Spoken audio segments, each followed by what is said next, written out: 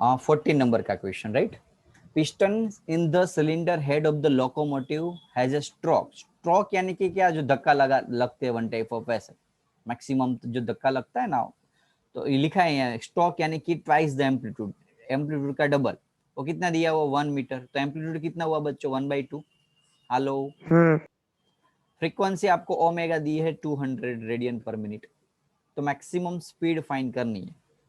क्या फाइंड करना है? वी। तो वी फाइंड करना। वी का फॉर्मूला क्या था, याद करो।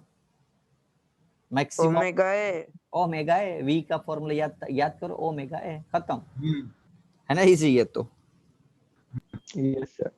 चलो नेक्स्ट क्वेश्चन। एक मिनट, ये तो तुरंत ज्वाइंट हो जाते हो, तो 5 मिनट के अंदर ज्वाइन करते हो। चलो नेक्स्ट कौन सा नंबर का? 15 नंबर का। Two accelerations due to gravity on the surface of the moon. Accelerations due to gravity on the moon, moon के ऊपर एक्सेलरेशन 1.7 दिया हुआ है। What is the time period?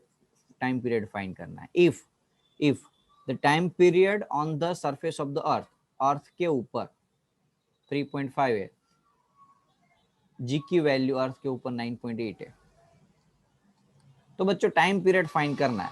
तो टाइम पीरियड का फॉर्मूला क्या था, याद करो, 2 pi under root, hello, L by ji. M by K. Simple pendulum है इसलिए के नहीं, एल बाई जी वाले फॉर्मूला। अब बच्चों ये प्रॉब्लम ये है कि एल की वैल्यू नहीं मुझे पता है, सही है ना। एक्सेलरेशन तो है, चलो एक्सेलरेशन यानी कि ए यानी कि वन टाइप ऑफ जी, वो तो दिया है 1.7। कांस्टेंट है ना पेंडुलम में एल, तो हाँ वो तो कांस्टेंट ही दोनों साइड। अब यहाँ से मैं एल निकाल दूं, हाँ बे बाजू स्क्वायर कर नाखो पहला। T square 4 pi square L upon g, इसमें से एल को मैन बना लो। 4 पाई निकली जैसे सर कांस्टेंट। बोली वैल्यू तो निकालनी पड़ेगी ना। डिफरेंशिएशन थोड़ी करिए तो कांस्टेंट निकला। ओके, ऐसे परसेंटेज एरर थोड़ी निकालनी है। पेंडुलम આપણે સર પેન્ડ્યુલમ अर्थ ऊपर રાખીએ કે મૂન ऊपर રાખીએ 4 પાઈ જ રહેશે। ऐसी नहीं है, लेकिन एल की वैल्यू चाहिए ना, मैं यहाँ डालनी है, तो सोल्व करने में तो यूज करनी पड़ेगी ना उसके डेटा की। समझ में आया कि नहीं? પછી તો સર એક તો લઈ લઈએ ને સર એલ ની વેલ્યુ નહીં જોતી હોય તો टी अपॉन टीएम। हाँ ऐसा कर सकते, रेशियो ले ले तो कट हो जाएगा, ये सही है रेशियो। हाँ तो वो थोड़ा इजी मेथड हो जाएगी भाई, ये मून की और ये अर्थ का टाइम पीरियड, मून का और अर्थ का। चलो तो L by ji m, L by g, बाकी બધું તો કોન્સ્ટન્ટ આવી જશે। ये वो मैं मगज हारू दौड़ाव्યું ले, थैंक यू बेटा। और क्या मगज दौड़ावता रहे जो बता, अब इतनी मजूरी करने से बच गया डेटा। चलो तो हमें फाइंड क्या करना है, time period on the moon. Time period on the earth कितना दिया हुआ बच्चों, अर्थ के ऊपर टाइम पीरियड 3.5 सेकंड दिया हुआ है ना, 3.5। Time period of the earth surface of the हाँ अर्थ मैं इज ये वो सोच रहा था टाइम पीरियड कहाँ गया, लेकिन वो टी था, ए नहीं है। ओके, ग्रेविटेशनल एक्शन जी की वैल्यू 9.8, सॉरी ये मून, हाँ ये 9.8। मून के ऊपर कितनी है बच्चों, मून के ऊपर 1.7 बस खत्म, सॉल्व कर लो तो आंसर आ जाएगा। रूट तो रहશે ને સર આપણે સ્ક્વેર क्या કર્યું હજી। कहाँ, या ये रूट के अंदर है ना, t इज इक्वल्स टू, ये रूट के अंदर है data.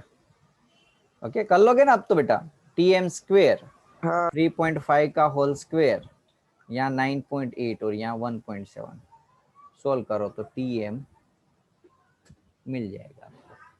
Okay yes sir. Next 16 number, theoretical data है बच्चों। Time period of the particle in simple harmonic motions depends on the force constant के मास m।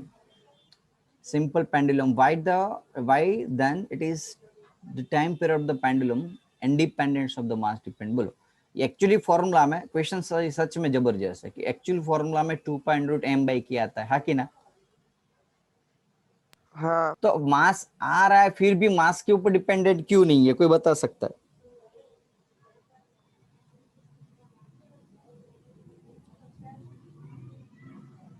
मास फॉर्मूला में आ रहा है तो भी मास के ऊपर डिपेंडेंट क्यों नहीं है?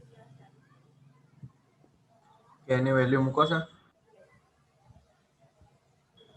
કે એટલે સર ફોર્સ કોન્સ્ટન્ટ છે ને માસ માસ નીકળી જશે ને एक्चुअली क्या होता है याद करो, एफ एक्चुअली है ना,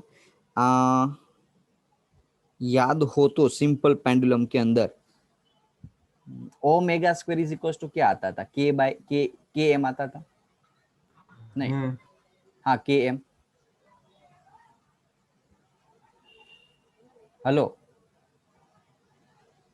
यस सर। હા સર के एम नहीं आता था, नहीं उसके नहीं आता था, लेकिन उससे कुछ फर्क नहीं पड़ेगा यहाँ।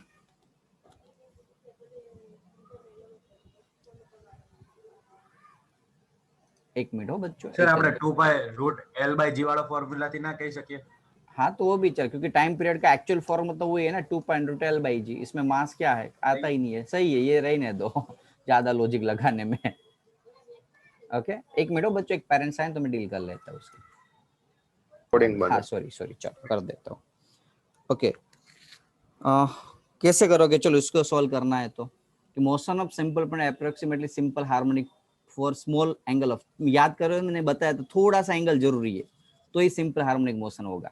For large angle of oscillation, इसके अंदर ये जो टाइम पीरियड है वो चेंज हो जाएगा। याद करो, हमने याद हो तो एफ इज इक्वल टू जो फॉर्मूला लिया था mg साइन थीटा, उसमें साइन थीटा का हमने छोटा ले लिया था, याद आया હા સર मैक्सिमम।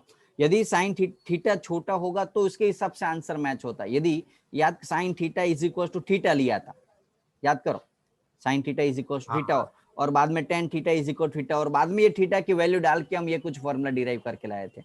तो उस टाइम पे कंडीशन रखी थी थीटा विल बी स्मॉल, बस तो स्मॉल थीटा है। यदि थीटा चेंज होगा तो साइन के साथ उसकी वैल्यू चेंज हो जाएगी, उसकी वैल्यू चेंज हो जाएगी, फोर्स चेंज हो जाएगा, फोर्स चेंज होगा तो इसके अंदर टाइम पीरियड चेंज हो जाएगा। समझ में आया बच्चों, हेलो यस सर ओके। जिसने ये थियरी समझी होगी ना उसको ये समझ में आया होगा, और नहीं समझ में आया तो चैप्टर की थियरी, ये जो कॉन्सेप्ट है उसको एक बार देख लेना और पता चल जाएगा। Now a man with a wristwatch on his hands fall from the top of the towers. Does the watch gives the correct time during the free fall? क्या वॉच है वो करेक्ट टाइम दिखाएगी बच्चों, सोचो હા बोलो। टाइम तो time है ना सर, कॉमन ये सेंस थोड़ा इसके, बदला। हाँ, वो थोड़ा चेंज होने वाली है। क्लियर ना बच्चों, હમ वृष वॉच है वो थोड़ा टाइम पीरियड बता रही, वो तो टाइम बता रही है। ये टाइम पीरियड अलग है, वो टाइम अलग है। चलो D number, what is the frequency of oscillation of the simple pendulum mount of the cabin that is freely falling under the gravity? Free fall कर रही है, उसकी फ्रीक्वेंसी कितनी होगी, जीरो। क्यों, मूवमेंट नहीं होगा ना, फ्री फॉल हो रहा है, फ्रीक्वेंसी कहां से होगी, नहीं समझ में आया? आ गया सर, हाँ समझी क्या? હા સર ઇન્ફાઇનાઇટ હશે સર ना, time period infinite, time period infinite, याद करो concept, time period infinite free fall के अंदर, याद रखना ये चीज। टाइम पीरियड इन्फिनिट होगा और फ्रीक्वेंसी जीरो होगी, कीप इन माइंड बच्चों। ओके હા સર ओके सर।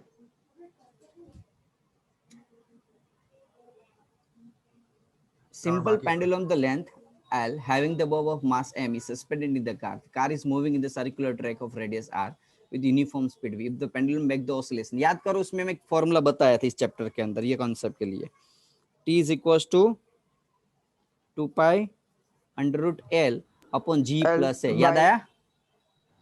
अब यहाँ गोल गोल घूम रहा है तो सेंट्रीपिटल एक्सेलरेशन लगेगा v स्क्वायर बाय आर, लगा दोगे फॉर्मूला, रूट एल बाय जी नहीं, નવો જી મળશે ને સર नया g, और नया g की value g dash is equal to under root G square plus we square, याद रख। अब फाइनल, अब clear clear, R sir V square by R, नहीं नहीं नहीं, सेंट्रीपिटल एक्सेलरेशन का स्क्वायर, और उसमें आ जाएगा v raise to 4 v by by V r square by square. R उसका स्क्वायर। अब परफेक्ट आंसर हो गया, देख लो। क्लियर बच्चों, तो जी डी एस की जगह यहाँ क्या डाल दे दो आप, g square plus we square by r का होल स्क्वायर। समझ में आया ना बच्चों? Yes are you getting what I am trying to say कि जीडीएस की वैल्यू हमने ऑलरेडी आगे के एक थियरिकल लेक्चर्स के अंदर ये सॉल्व की रखी थी कि GDS is equal to root G square plus नया एक्सीलरेशन। अभी तक ऐसा था, याद करो, फ्री फॉल के लिए बाद में ये सेम हो जाता था, टाइम पीरियड इन्फिनिटी हो जाता था, टाइम पीरियड इन्फिनिटी है इसका, इसलिए उसका रेसिप्रोकल फ्रीक्वेंसी 0। याद आया? नीचे की अच्छा। वैल्यू 0 तो वो time period infinity, time period infinity, time period का रेसिप्रोकल है फ्रीक्वेंसी, तो frequency is equal to 1/t, T की वैल्यू इन्फिनिटी, फ्रीक्वेंसी 0। आगे का जो कॉन्सेप्ट हमने लिखा ना ये इसी कॉन्सेप्ट के ऊपर है। 18 नंबर, 18 और 19 नंबर के सम अब हम रखते, क्योंकि actually I have the another lectures and थोड़ा 5 मिनट ऊपर हो गई। 2 सम हम ऐसा करेंगे, कल रिवीजन लेक्चर्स या डाउट सेशन ऐसा कुछ रखूंगा, उसमें सोल्व करा दूंगा, या तो आज के लेक्चर्स में क्लासेस में करा दूंगा, ये आज ऑफलाइन में करे ना ऑफलाइन में करा दूंगा ये 2 सम। ओके बच्चों, यस सर। ओके सर, चलो बाय बाय। बाय।